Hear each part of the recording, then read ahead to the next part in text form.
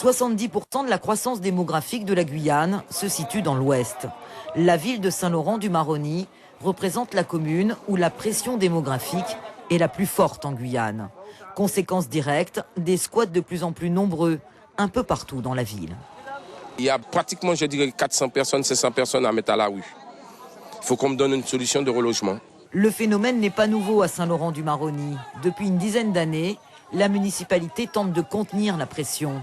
Les opérations de destruction d'occupation illégale se multiplient.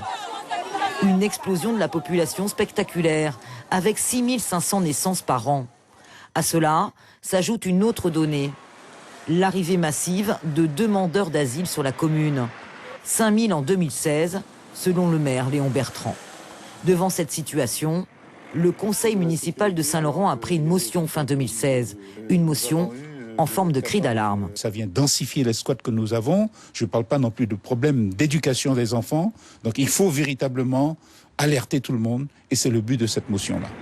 Mais les motions ne changent rien à la réalité du terrain. Ces 2 dernières années, les destructions de maisons sont systématiquement suivies de manifestations.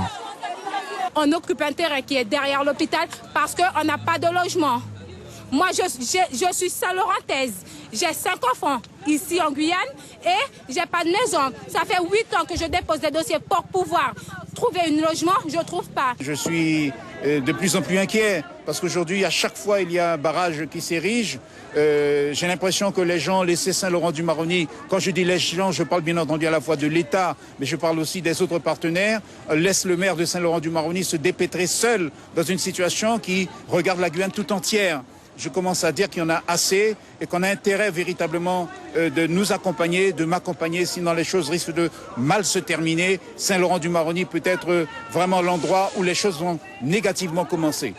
Saint-Laurent-du-Maroni fait face à une situation exceptionnelle qui pourrait à tout moment dégénérer. D'ores et déjà, le maire est devenu la cible d'une partie des habitants.